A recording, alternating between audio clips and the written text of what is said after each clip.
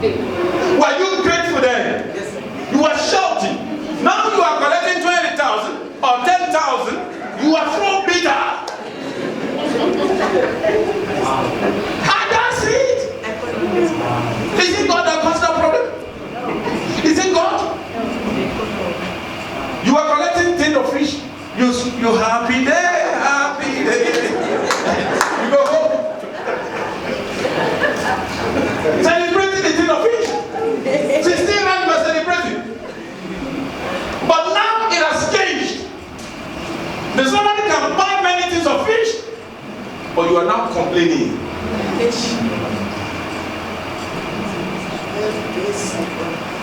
Mercy. Probably we should ask for more mercy. More mercy. Question. Alexa? Good morning, church. Good morning. Let's hear his question.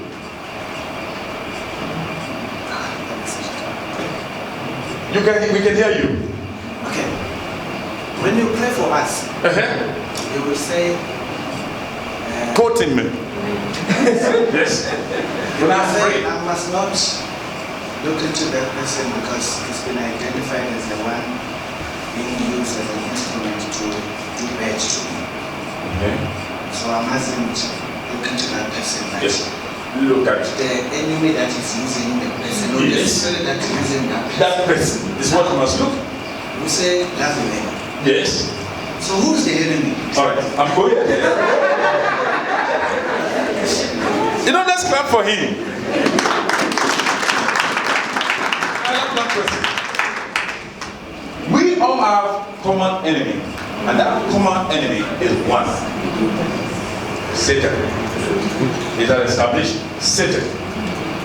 And we have one friend who is the Holy Spirit. The Holy Spirit is Jesus.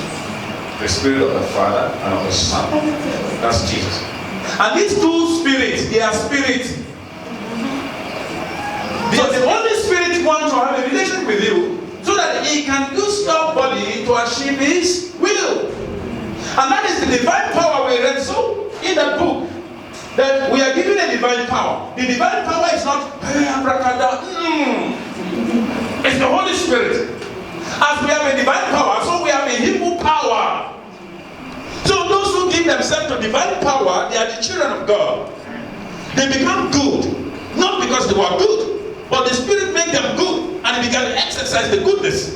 Now, to the other side, the dark world, those who are not giving themselves to Christ, they have given themselves to Satan. And the Satan uses them, their body, to perpetrate evil. As God uses your body to do goodness. So now, when you see your neighbor who wants to love you, who you did the housewarming together, who began to jealous of you, who began to hate you, who want to kill your dog, who want to kill your cow, who wants your house to be taken away from that street. He has given himself to Satan. And the Satan is now using him. And when Satan is using him, there is no relation between the light and the darkness. His attitude, his behavior is shocking you. You can't just believe this happening. It is because he has given himself to Satan. And because he has given himself to Satan, he's not aware of what he's doing. Neither is he in control of what he or she is doing. Hallelujah. Now God wants you to pray for those people.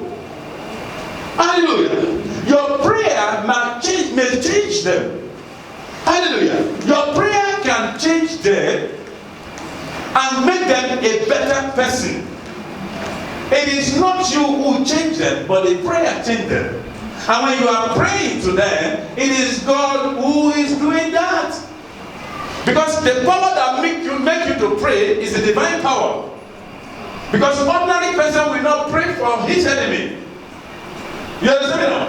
You run on my goat and you kill it. And you never say sorry. And I say, God bless you. You are blessed in Jesus' name. For me to say that, it is not a king. It's the Spirit of Jesus inside him. I get it now. And if that Spirit is the one praying, that spirit has the power over his heart that ordinary me does not have.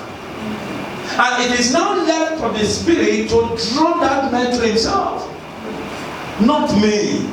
And if indeed I pray for the person, my character must show the prayer. I can't pray for my neighbor be blessed and I put fire in his house. Because prayer is the attitude of the heart. If I leave in the morning and pray for my neighbor, when I see them in the day, hello neighbor, how are you? Good morning. Not nagging, not reminding him what he does yesterday. Because I spent hour praying for the neighbor. Don't you know the attitude of God in us can change a devil to serve God? Yes. Huh? Yes, of course. Many of us are here today because of someone who relates with you well. And I said, I want to know your church. And he comes to the church. And he began to say, oh, I want to be in this church. And many have left the church because of some people who attitude. They say, I'm not coming back. No. What happened? If you see that sister, what he did to me. So when we are talking about this, the Satan, the enemy, one common enemy we have is Satan. But he uses people that we thought they are our enemy.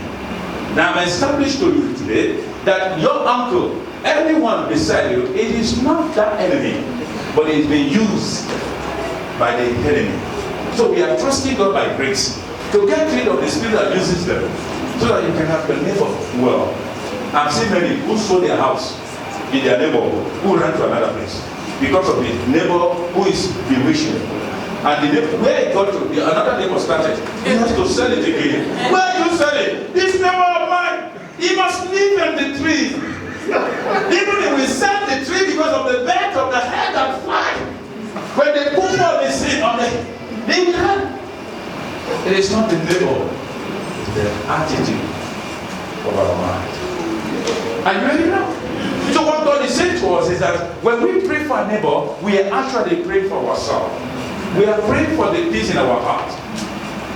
Because if you are saying fire, die to a particular person, and the person isn't die, and when you wake up, the person you spend 3 hours for him to die is the one who first see you by the gate. You rather go back to go and spend another 5 hours, and you came back. He's the one who see you, and you need to sit down there and continue to pray till Jesus Christ will come back. Because such people will die. Don't you know it's God who created them as well? You that have received Christ today, it is not your will. He drawn. Jesus said, those who have come to me are the people that my Father did what? It's a divine power to draw someone. There was a time we were wicked. Hello? Hello? I said there was a time we were wicked. We are walking in hostility. You give me a punch, 7 blow. But come, Jesus come. He put calmness in us. He made us to see the whole self as is our enemy. And we began to have a relationship with a new man in us. Amen. That is the spirit of Christ. Hallelujah. That is the light we need to walk. That is the attitude that God wants us to behave. Hallelujah. Let's look at the book of Hebrews 4:12. Does that answer your question, sir? No. Don't do this. I get to understand, sir, that I cannot love my enemy. I cannot love my enemy. You cannot love your enemy. Yes, but okay. I can love the neighbor who portrayed the enemy character. Yes, who's been used by the enemy, but I cannot love the enemy. Did you hear what it says? It said, I cannot love my enemy, but I would rather love the neighbor who is acting as enemy. Did I put it right? But the Bible knows the heart of man. When we pray, we target our prayer towards someone. I was once a congregant. I've seen a situation whereby a pastor said, let us pray. Pray that your enemy die. Nah. All your enemy must die. And the husband look at the wife look at the husband and say, okay. She moved back a little. Things were not getting well between two of them. If they say, God, the pastor says we must kill everyone that are afflicting us. He looked at the husband looked at her, and they began to confront one another with prayer. And after the service, no one died among two of them. Is the prayer not answered? We are wrongly accusing one another. Hallelujah. We wrongly accuse one another. Just say something. What the brother says here? Yeah. Yes, give him mic. We can't hear him here. We will ask him questions. Or we need to move. Yes. Yeah, good morning. I'm saying, I think the brethren will just ask the question. Now it's being refreshed in my mind to say, what he's trying to say is, because you said the common enemy that we have is the devil. Yes. So how can we love the devil? Yes, that's what I'm trying to say. We don't love the devil. We don't love the devil. God has put hatred between us and him. Now I say that when we pray, Jesus advised us in that book of Matthew that we should love our enemy and pray for them. Reason is that how many is devil? Is devil many? No, devil is 600. It's 6,000. It's 1 billion. No, devil is one. He's referring to us, our relationship, how we relate with one another, the name we call one another. Hallelujah. As many times you say, you are the enemy of my progress. Isn't it? We call ourselves names. We thank people. Hey, this one is my best friend. This one is my second best friend. And how do you get them? Based on the relationship. You want 2 rand, they give you 4 rand. It's your best friend.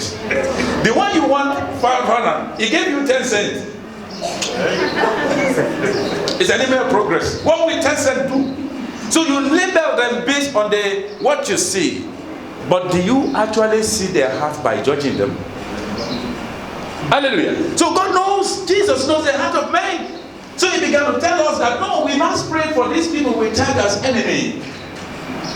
You cannot pray for somebody if you don't love the person. You need to laugh before you pray. Hebrew 4:4. Yes, are you there? Yes, pray for us. For the word of God is alive and powerful. Yes. It is sharper than the sharpest two-edged sword, cutting between soul and spirit, between joint and marrow. It exposes our innermost thoughts and desires. It exposes. The word of God exposes us. It reveals. Hallelujah.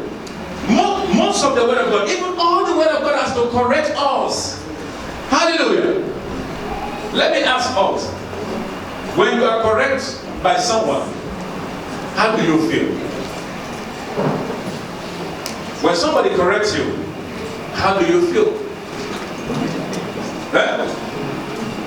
Do you take correction because this person is an elderly one?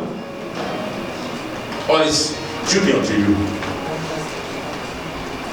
Spoken to you. Which is Okay, alright. and then I forwarded to another one. Okay. No, to a matured sister, the Okay. one that I know this one will give it to me raw.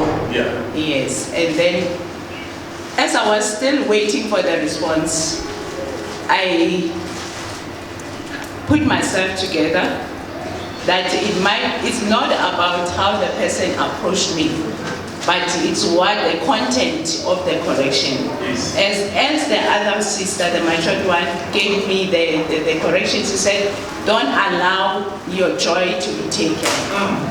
You know, the correction, let us allow, in order to grow spiritually, don't look at anymore how the person has represented you or the attitude, because you have to be wiser and more matured than that one that is. And you always say that when a person is wicked to you and then you give it 2 times more wickedness, you are more wicked than that person. So I had that attitude before, that is about the attitude. But now I understand it's not about the attitude. Take the whole correction holistically, because it points to your maturity. at the end of the day. Whether the person disrespected you, they offended you, they hurt you, it doesn't not matter. You know, you must end the story peacefully. Are you referring to a Christian, a genuine Christian? Yes, take it, you know, respectful. Even if they shout at you, what, you feel like I'm the senior, I'm the what? How can she speak to me like that? But you go back, you know, peacefully and say, I'm sorry. Because it's not, sorry does not mean that I am wrong, but you want to amend. Sorry is not defeat. Thank you, sir. Thank you. Hallelujah. Everybody here have a stronghold within. There is a forces. There is a part of you that is forced over you that you may not know. But the Holy Spirit will come to judge that part, and you begin to say, no, this area I'm still learning. This area I'm very young. This area I can't take it. But that is the area that the Lord wants you to take. You become too little. He said, even when they give you here, you turn here. It's not meaning literally, but the person who accused you wrong, even though if he says sorry, don't think it's over. Tomorrow he might do the same thing to you. And why is this person always doing this to me? It is not about him. It is how your heart received his behavior to make you mature. It's everything you responded to. You are not yet there. But if there are many things you don't respond to, and because you are not responding, it doesn't mean you don't have a say. But because you become aroma of Christ Jesus, what comes out of you defile you. Not what goes inside you. And you begin to manage that. Our heart is a battleground. There's two forces that fight daily in our hearts. And that two forces, when they fight, there is an outcome result. And what you produce, what you say, is what is the final of what your heart says. The Bible says, as a man thinketh in his heart. Is what? We act based upon the thought of our heart. Hallelujah. There's many who doesn't come to church today who will make heaven. But they are told. Are you hearing wrong? Because they don't come to church today, it does not mean the Lord has discarded them. No. Even though it is necessary for someone to come to church and serve God. Hallelujah. So our heart is a battleground that we make decision. For us to make decision, we make it based on the Spirit that leads us. See, if it's the Holy Spirit that is leading you, your decision will be based on His judgment. But if it's your flesh that is leading you, your decision will be based on your flesh judgment. We judged. Before we respond to things, we judge it. We weigh options. Oh, okay, let me say this back to him. If he says I'm stupid, why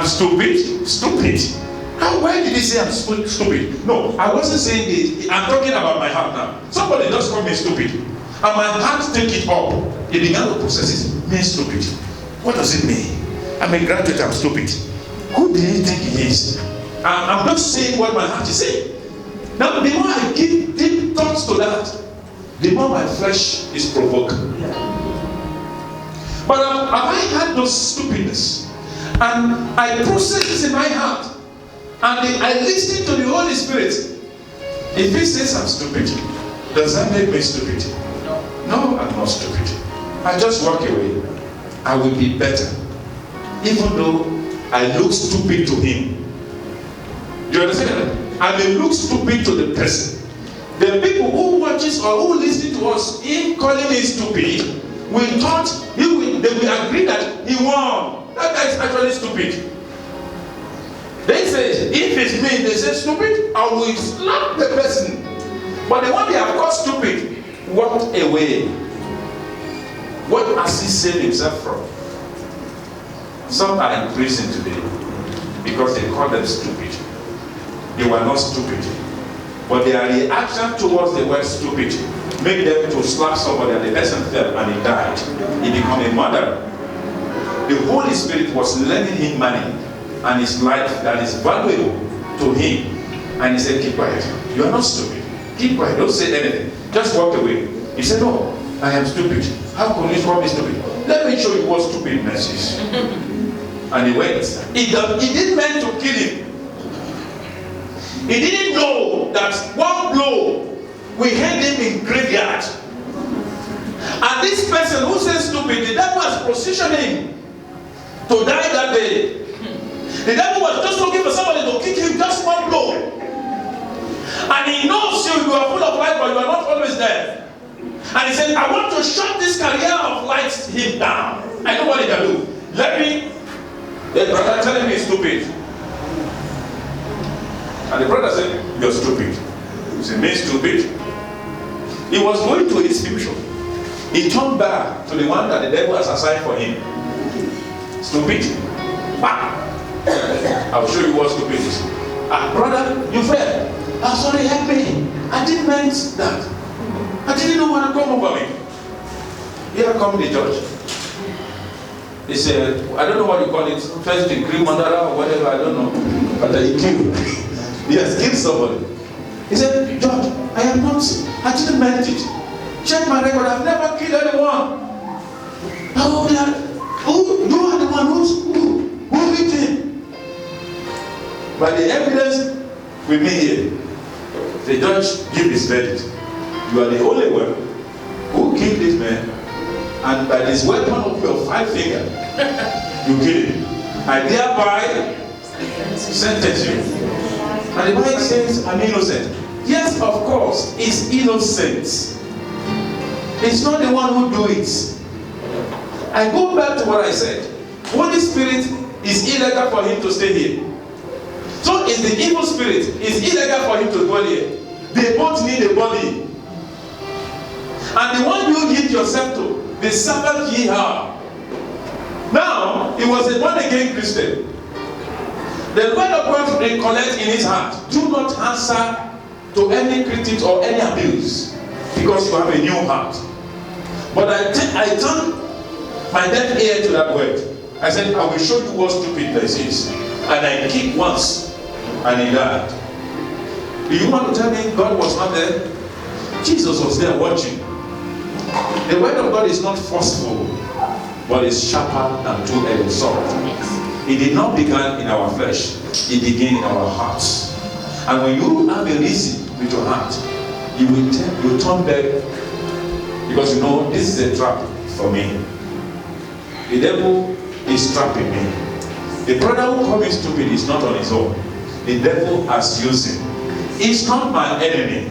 The devil who has motivated him to call me stupid, even when the devil knows I'm not stupid, he is the one who is stupid. I won't answer to that stupidness because I'm wise. He walked away. But because he refused, those saying in his heart, he went to give verdict by himself. He fights for himself. Instead of allowing the Holy Spirit to fight for him, he's now handed a new law. Many people are in the jail today. They are in prison for the offense they did not commit. It is the devil who commits this offense. A man who slapped his wife because who kicked his wife or pushed his wife to the wall because the wife called him name anyhow, and the wife hit her head on the wall and the wife died. What will you call him? A murderer. Is he the murderer? No. The spirit. Okay, let's arrest the spirit. No. Huh? No. Put handcuff in the hand of the spirit. The spirit is not touchable. But who does it? The one who was used by the spirit. The devil laughed, I've got that one. The devil laughed, I've got that one. I used it. I told you I'm going to get it. Do you know how many things that will have kept you in the closet? I mean, in the prison. That you listened to the Holy Spirit, you did not do. And because you don't know what will have happened, the trap the devil has set for you. If you know, God open your eyes to see. The one who called you stupid, if you have slapped him, today is his death. You will have been a killer. But you walk away. God did not show you what He saved you from, but to thank God. You're thank God, I will have been a prisoner. Oh, they were judging somebody who stole. I nearly took somebody's cell phone as well. Even I took it in my mind. I value how much I'm going to sell it. But I later said, no, I will not take it. And I walk away. The owner of the cell phone took his cell phone. He never even know that I wanted to take it before. And he went away. And now I saw somebody who stole another cell phone. I'm calling him a thief. Who am I? Yes, thief. Yes, thief. Huh? Hallelujah. The Lord judges us based on our heart. Every sin committed is committed twice. You premeditate it, you execute it. Those who execute it, they cut them. They put handcuff in their hand. What about you? Who planned to do it? But the Lord saved you. You did not do it. Is it you? It's God who rescued you. You would have been worse. But God, by the Holy Spirit, acted on your behalf by the divine power that He put in us to do greater than what a human being can do. And because of that, you are saved. You are still alive today. All glory belongs to God. For none of us here is perfect. We could have been worse, but the Holy Spirit will tell us, don't do it. You know how many things the Holy Spirit said don't do, and you did not do. That's the reason why you are alive. That's the reason why you are alive. You will need to value that moment. And we need to cherish it and say, I want you to speak to me more. Is there anything you want me to do today that I have not done? Or have I refused to do what you asked me to do? I want to do it now. I'm in relationship with the Holy Spirit. Make you to live long. Hallelujah. Let's stand on our feet. The word of God is sharper than two what? A sword. He judged the heart of man. He wants us to walk in light, even though the flesh is calling us to misbehave. The word of God will call you back. The word of God call you to order. I would have been in disorder, but He called me to order. I would have answered to the flesh, but He said, no, remain in the Spirit. That's who you are. You are a new person. Even if nobody sees you, I am here with you. That is the word of God in your heart. That is the power you have received. Do you love? Love more than before. Do you exercise patience? Be more patient. Are you doing good? Do more good. That's what it says. Is it too difficult to do the work of God? Hello? Ask your neighbor, is it too difficult? What was your neighbor's response? It is difficult. Hello? Is it easy to do the work of God? It's not. It's easy. It is never easy. It costs. It's very expensive. It's nearly to you. How can somebody shoot you and you cannot when you have your two hands? And that's right. That was yesterday, and you began only one blow. You went back to reinforce yourself. And when you are coming back, one of your blow is bigger than the blow He gave you. Because His first blow provoked pain in you. All your muscles are alert to give back, or you will kill the person. So, what did I do? I don't start now. And she gave me. Revenger is wicked than the perpetrator. It's not wicked. That is why God says, you must never revenge. He's saving you. He said, let the revenge be of me. Let me revenge for you. It is my duty to do that. You just leave it for me. And when you are leaving it for God, they may look at you as a failure, but you are not. You just ask God, do your will. So when you forgive your enemy, the Lord will take the hot coal onto their head. He will, whatever you think you carry, is now transferred to the one you forgive. Who is losing? Them. Who is free? You. Who is losing? Them. But who is free? You. Are you free this morning? I am free. Are you walking in the light of God?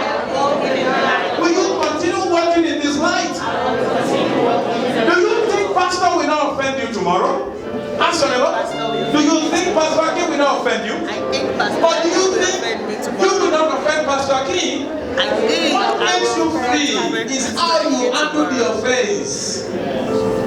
How do you manage the offense? We are told by the word of God, do not harbor it to your heart. Your heart is so much dear to God. It is the place He wants to dwell. His glory is not far away from you.